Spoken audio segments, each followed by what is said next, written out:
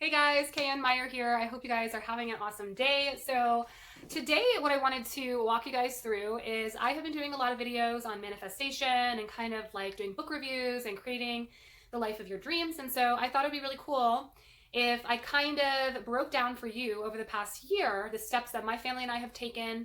So we decided about a year ago that we did not want to run the business anymore, that we were actually doing quite well at. It was my business, and I was probably making about $250,000 a year, a big, beautiful house, like nice vacations.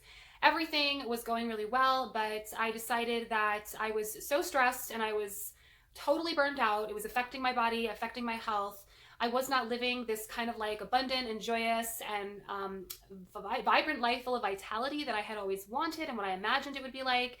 And so finally I got to the point where I said, enough is enough. Like, I like having all this stuff and I like having this much money, but at the end of the day, it's not worth my joy.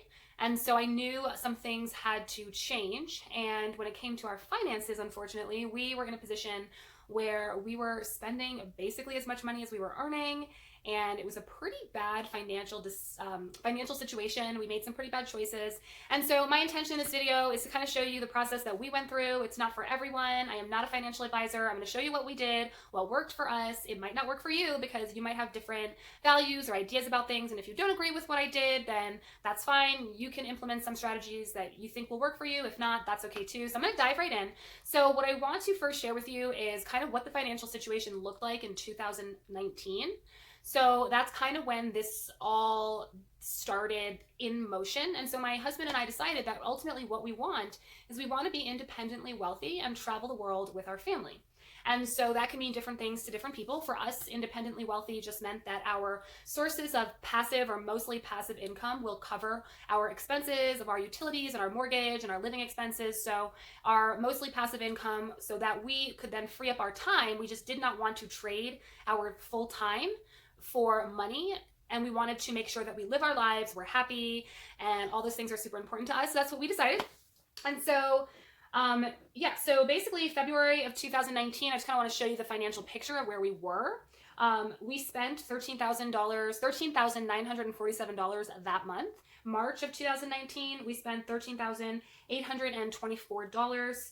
August of 2019, $13,706. So we were spending almost as much money as we were making. Some of those were business expenses as well. So the first step in this process and what made sense in my head is we had started an Airbnb, like a short-term rental business. And I knew that to get started, my income, the passive income from the short-term rentals, had mostly passive income, had to cover the amount of our monthly expenses every single month. So in order for that to happen, we had to do two things. We had to raise the amount of Airbnb income that we were making, and we also had to lower our expenses. So two things had to happen in order to have this vision come to life. And then once that happened, I knew then we could be saving and investing and growing that mostly passive income. But step one was to lower our expenses. So basically what I did, and I want to share this with you guys because if you can learn from my mistakes and this inspires you or helps you in this process, and that's awesome, and I'm super happy I did it. But basically what I did is I looked at my budget and I divided everything into a couple of categories. So in my mind, I said, okay, well, I have to lower my expenses. So I went through every single one of my expenses and I said, where can I cut this completely, or where can I lower the cost dramatically, right? That was my first goal. So what I did was, for example, my mortgage, I did what's called a streamline refinance. And so you can actually get that through a lot of different lenders.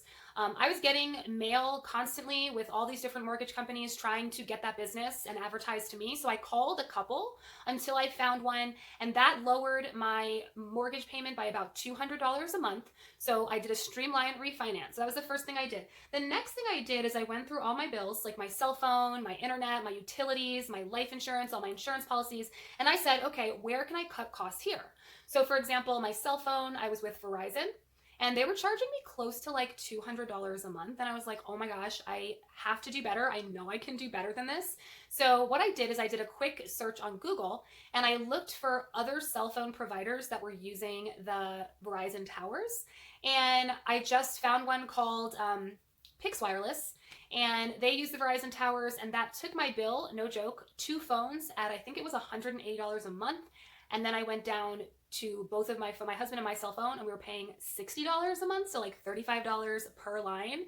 Now, since then, Pix Wireless shut down, so that's the only downside of those small companies. You don't know when they're going to go belly up, and since they went out of business, we had to then talk to the credit card company. We had to dispute some charges because they went out of business and they stopped giving us the service, but then they kept on charging us. So that was a little bit of a pain, but ultimately I still think it was worth it. And then I found that my mother has Xfinity and they have a cell phone provider, so I signed up for my phone under her plan. So that's a good way of saving money. And now we spend, again, $60 a month for 2 phones. One is unlimited, and then I think one has like 1 gig. So, we kind of had to pick and choose and see what was important to us, but, you have to make some sacrifices in the short term to make your long-term goals come true. So we did that. My car payment, I called and I went to see what we could do to lower my car payment. And believe it or not, I was paying $375 a month for one of my cars, and they worked with me and helped me lower it to $301. So it's just, what I learned is you just never know until you ask. So that's super important. Went through my life insurance, my car insurance, my homeowner's insurance. Again, I just called and I said, what can we do to lower my bill?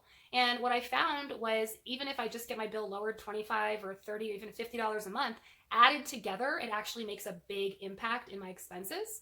So I did that. Another drastic thing I did was I took my kids out of private school.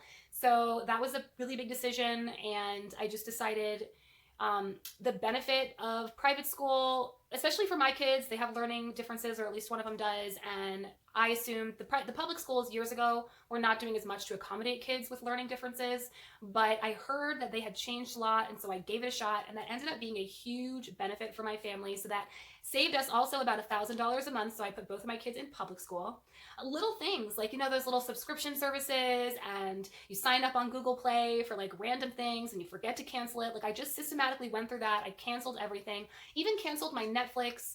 And you can do this with people in your family or friends. I piggybacked on my mom's Netflix, and then she piggybacks on my Amazon account and my Prime. So just kind of like doing stuff like that. So why should we both spend the money when we could piggyback on each other's accounts? I did that. Changed my internet. So I was paying for my internet $120 a month. I got a new provider. Now I pay $60 a month. So as you can see, lowering all of these expenses and trimming all of this fat, like dramatically, I would say nearly cut our expenses in half almost.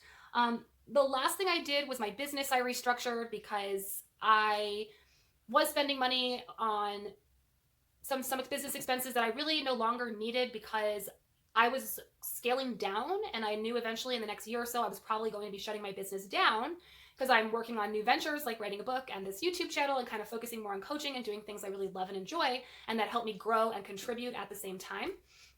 So I cut a lot of business expenses. That brought it down. Now that's step one. Step one was bringing it all down. The next step for me is a little controversial. I had made the poor financial choice of opening a bunch of credit cards and racking up a bunch of debt, thinking, well, I make a ton of money, I'll just pay it off, not a big deal. And one thing that maturity has taught me, and I maybe was just too immature to know this before, but just because you make a lot of money now, it doesn't mean you're going to make a lot of money forever. And things change, your values change, your life situation might change. The burnout was affecting my health, and I just wasn't able to work at the same level that I had been for a long time. And so I would caution you against credit cards. I personally have decided I will never open one up again, because it was a slippery slope. I could have declared bankruptcy, but I just decided I didn't want to go that route. And so I decided, rather than, well, okay, I'll just tell you what I did. So I figured there are a lot of companies out there that say they will restructure your debt and help you get out of debt and do all that. And so I did a little bit of research, and I found out what those companies generally do is they don't pay your bill for a couple months. The credit card companies are calling, and finally, after about 3 months, they negotiate a settlement on your behalf, and they take the money, the monthly payments, and they pay the credit card companies off on your behalf. And I thought, okay, well, I can do that too, So that's exactly what I did. I stopped paying my credit card bill, and I know that for a lot of people this is going to be very controversial, but I was stuck between a rock and a hard place of my own making, and I admit that, but I had to take drastic action to change this for the better. And I figured, sometimes you have to take one step back in order to take 2 steps forward. And I knew this credit card company could potentially hold, this debt could hold me back for years if I don't take drastic action right now. And so that's what I chose to do. I know it's not for everybody. That was my choice. And so I systematically called every single credit card company. It took a little bit of time, but I negotiated and I found that a lot of them would settle the bill between 40 and 50% of what is due. And they would work over a couple of months to allow you to pay that balance.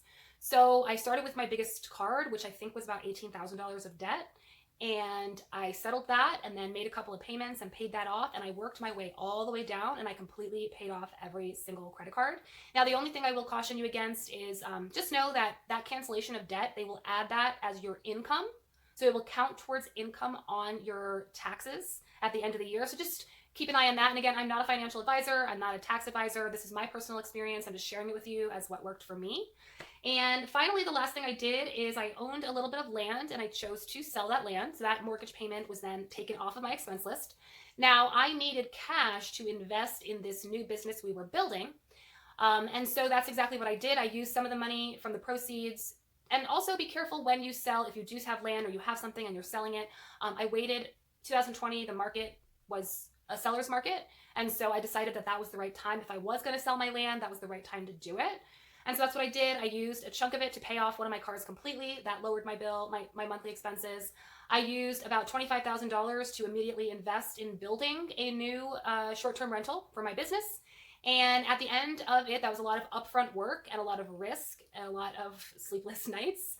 But I am happy to say that with the 2 short-term rentals we own, we have earned enough money on a monthly basis and lowered our expenses enough that we are now able to cover our living expenses with the money that we make on the short-term rental business. And things are tight. We have to build another short-term rental in order to have a little bit more flexibility, but then we're going to be saving that money to continuously invest and build that business. But step 1 was to lower our expenses. I am proud to say that January 2020, our expenses were at $9,400.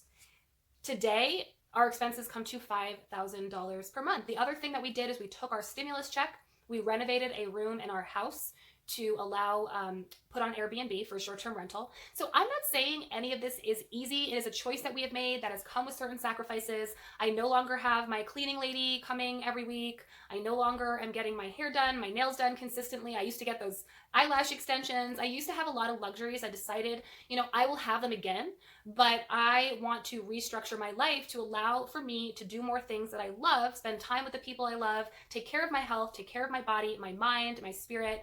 And I was just run so ragged in that old job, my business I owned. It just wasn't worth it anymore, and we're going to rebuild, we're going to get back there. But I wanted to share with you that if you are feeling overwhelmed, if you do want to make changes in your life, you can do it, right? You can do exactly what I did. It takes some planning. It takes some persistence. You have to check your goals every single day. Remind yourself of the big picture every single day. And afterward, it's just this incredibly amazing feeling to know, wow, by some people's standards of independent wealth, we're there because our passive income now pays for all of our monthly expenses. And now we're in the process of saving and growth and getting ready for next year, planning a trip to Europe for a couple weeks. So super excited. Thank you so much for watching. If you have any comments, I'd love to hear what you think. If you've experienced anything like this or you have anything useful to add, I'd love to hear what it is. If you haven't yet, go ahead and subscribe to my channel. We are talking all about living the life of your dreams, creating the life of your dreams, manifesting, and what those steps are on this amazing journey. And I'll be taking you with me. I will do a video of our short-term rental soon so you can see what they both look like. And so excited. So thanks so much for being here and cheers to your success. Thank you.